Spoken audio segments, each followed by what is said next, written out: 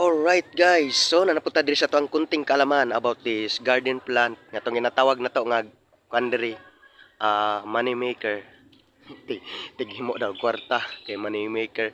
So mo din na to ginatawag pod nga commonly known as kuan siya Mickey Mouse plant. Kay mura bitaw sa Mickey Mouse no.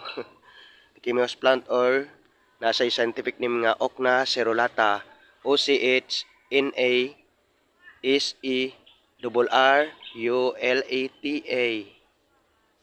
Ochna cerulata sa pamilyang Ochnaceae. So mo ni siya guys no, sa tong konting kaalaman og kanilang gyapon ang nag-iisang bikoy sa inyong cellphone. Bitaw kanira gyapon sa nag-iisang bikoy nga nakit makuan niyo karon kung malantaw niyo ni akong video no.